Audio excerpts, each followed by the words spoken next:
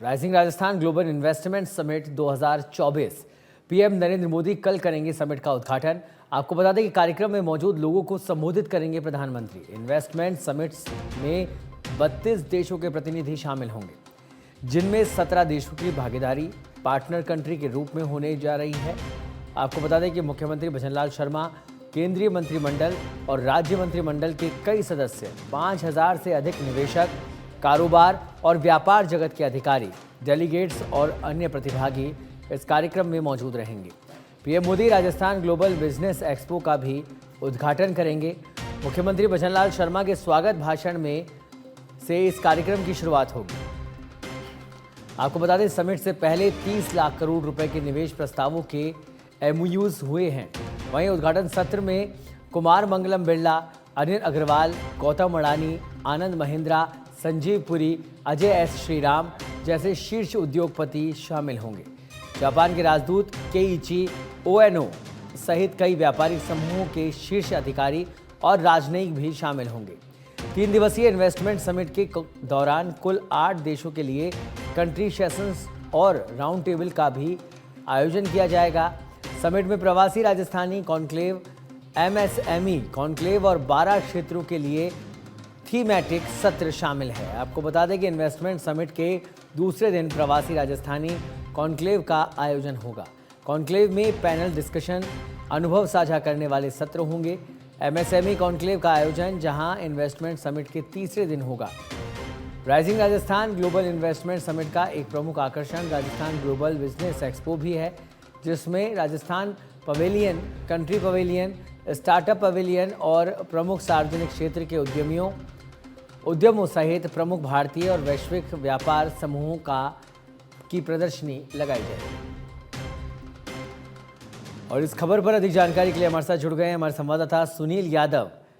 कार्यक्रम स्थल पर इस समय सुनील यादव मौजूद हैं। और सुनील, बेहद उत्साह इस समय गुलाबी नगरी में राइजिंग राजस्थान को लेकर, क्योंकि यहाँ पर इस कार्यक्रम का आयोजन हो रहा है। मेहमानों के आने का सिलसिला भी अब शुरू हो जाएगा। क्या कुछ अपडेट अभी कार्यक्रम को लेकर और व्यवस्थाओं को लेकर?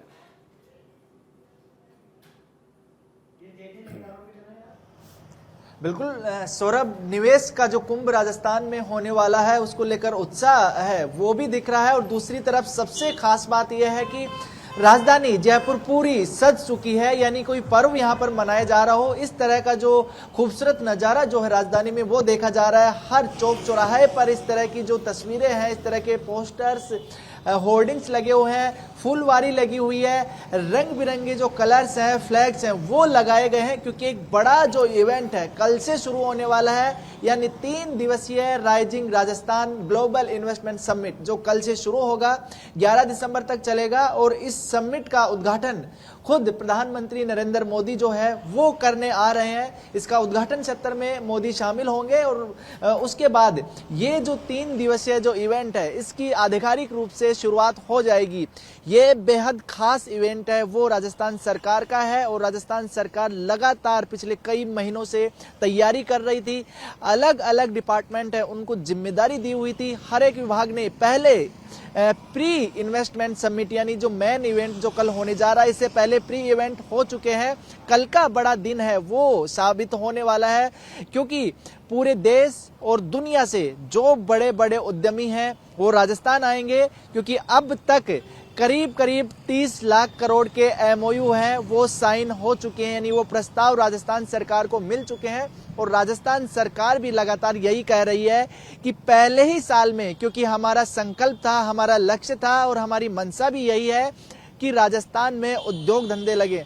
हम विकसित राजस्थान का संकल्प लेकर चल रहे हैं, उसके आधार पर काम कर रहे हैं। उद्योगपतियों को यहाँ पर बुलाए हैं और उद्योगपति भी अच्छा खासा रुख जो है वो यहाँ पर दिखा रहे हैं। पूरी बात करेंगे, लेकिन उससे पहले कैमरा सहयोगी दिनेश से कहूंगा कि दिखाई जो जेसीसी स्थल है वो पूरा जो है वो सज चुका है। जगह जगह जो है पोस्टर्स, होर्डिंग और बैनर से जो अटा हुआ है। और खास बात यह है कि अलग अलग जो थीम है वो यहाँ पर दी हुई है, खासतौर पर कि राजस्थान की जो संस्कृति, जो परंपरा, उसकी झलक भी यहाँ पर देखने को मिले। दूसरी तरफ जो अतिथि देवो भव की जो भावना रहती है उसके आधार पर भी यहाँ पर खास तैयारी जो की गई है। यहाँ पर अलग अलग जो एंट्री गेट है, चूंकि अभी हम गेट नंबर 11 पर खड़े हैं, तो गेट नंबर 11 पर भी आप देख सकते हैं कि किस तरह से जो खास जो स्वागत द्वार है अतिथियों के लिए वो बनाया हुआ है, वेलकम लिखा हुआ है। और सौरभ, तस्वीरों में आप देख भी रहे होंगे, चूंकि हर एक गेट का यही हाल है, सिक्योरिटी व्यवस्था है वो बेहद चाक चौबंद है। यहाँ पर हर चप्पे चप्पे पर जो है वो सुरक्षा कर्मी तैनात है।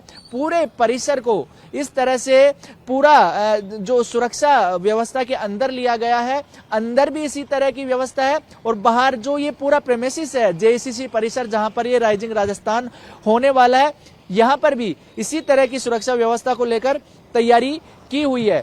देखा जाए तैयारियां तो की गई है, लेकिन अब बात है, अब वो मोर्चा संभालने वाली बात है। वो दिन आ गया है जब इस कार्यक्रम का भव्य आगाज होगा राजस्थान जयपुर के अंदर खासतौर पर। ऐसे में अगर बात करें कि जैसा कि आप बता रहे हैं कि 30 लाख करोड़ के एमओयूज हुए हैं, राजस्थान को अग्रणी राज्य बनाने की, विकसित राज्य बनाने की दिशा में एक सशक्त कदम इसे कहा जा सकता है सरकार का। एमओयूज जो हुए हैं वो कौन कौन से क्षेत्र में हुए हैं और किन पर ज्यादा फोकस रहा है, राजस्थान का किन किन क्षेत्रों में ज्यादा फोकस रहा है, कहां का ज्यादा इन्वेस्टमेंट आने की संभावनाएं देखी जा रही है? सुनील।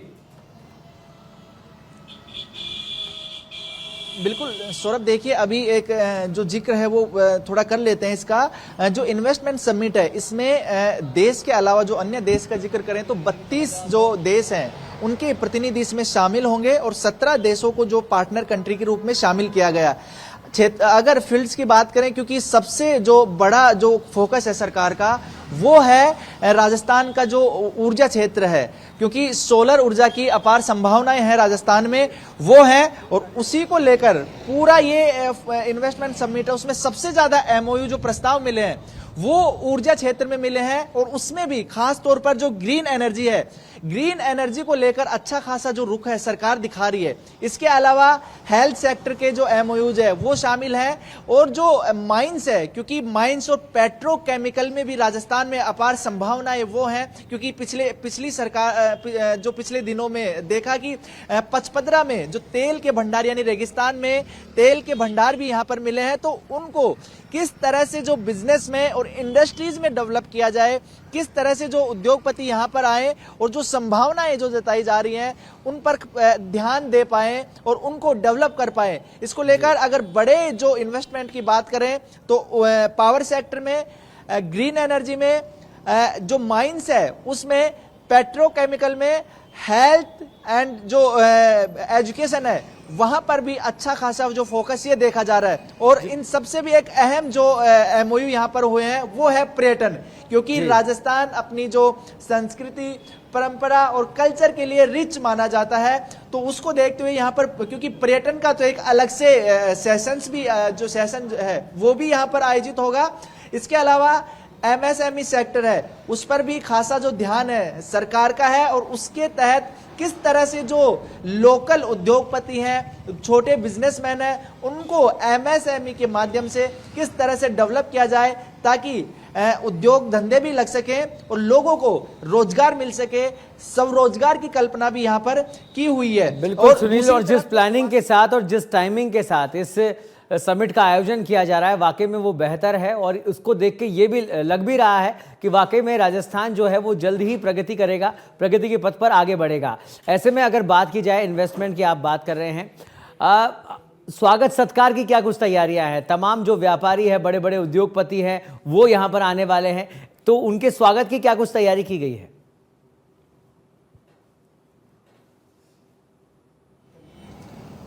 बिल्कुल सौरभ, ये तैयारी कई दिन से चल रही थी और सबसे जो इस पूरे इवेंट में सबसे खास बात जो है वो यही है कि अतिथि हैं, चाहे देशी हो या फिर विदेश से जो आने वाले हो, उनके लिए खास तैयारी की हुई है, क्योंकि ये तो परिसर जहां पर आयोजन स्थल है वो है, यहाँ की तैयारी तो होती है, लेकिन जो इसके अलावा तैयारी की हुई है वो बेहद खास है, क्योंकि अमूमन ऐसा देखा नहीं जाता जहां आयोजन स्थल होता है उसके आसपास तैयारी करके फॉर्मेलिटी कर ली जाती है, लेकिन पूरे जयपुर में कोई ऐसी जगह नहीं है वहां पर ये ना लगे कि राजस्थान में बहुत जल्द बड़ा इवेंट होने जा रहा है, क्योंकि पिछले कई दिन से इन तैयारियों को अंतिम रूप दिया जा रहा था। एयरपोर्ट से लेकर जेएलएन मार्ग तक और फिर जेएलएन से जो परकोटे में पूरी जो सड़कें जाती हैं वहां पर खास सजावट की हुई है, क्योंकि जो अतिथि आएंगे, जो इन्वेस्टर्स आएंगे, वो यहां पर जेईसीसी में सेशंस में शामिल होने के बाद उनको जयपुर दर्शन भी कराया जाएगा,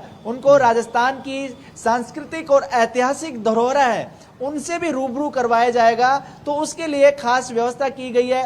पूरे जयपुर में जो बिल्डिंग्स हैं, जो भवन हैं, जो इमारतें हैं, उनको कलर किया हुआ है, उनको सजाया गया है और यहाँ से जो लोग आएंगे उनको जयपुर भी घुमाया जाएगा और ये बताया जाएगा कि जयपुर सिर्फ उद्योग धंधों के लिए ही नहीं, ये अपनी जो ऐतिहासिक और जो संस्कृति है, परंपरा है, उसके लिए भी बड़ा जो रिच कल्चर यहाँ का माना जाता है। तो ये तमाम चीजें हैं, क्योंकि ये सजावट खासतौर पर सौरभ इसलिए भी जरूरी हो जाती है कि अतिथि जब यहाँ पर आएंगे तो उनको लगेगा एक इमोशनल टच है वो यहाँ पर देखने को मिलेगा।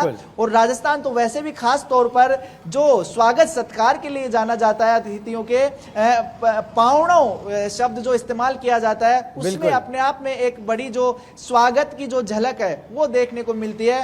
तो पूरी जो तैयारी है, ये ना सिर्फ बिजनेस समिट के साथ साथ एक पूरा राजस्थान की कला संस्कृति से भी यहाँ पर रूबरू करवाया जा रहा है, क्योंकि एक माहौल तैयार किया जाता है कि जो बिजनेसमैन है, जो बड़ी कंपनीज है, वो क्यों राजस्थान का ही रुख करें। तो राजस्थान में जो संभावनाएं है उनके साथ साथ जो इमोशनली भी राजस्थान की कला संस्कृति से उनको टच किया जाएगा। जी बिल्कुल सुनील, और इस तरह के जो इवेंट्स है पहले भी राजस्थान में देखने को मिले, लेकिन ये जो टाइमिंग है नई सरकार का बनना और प्लानिंग के साथ इस भव्य कार्यक्रम का आगाज करना, आप किस तरह से देख पा रहे हैं राइजिंग राजस्थान को लेकर?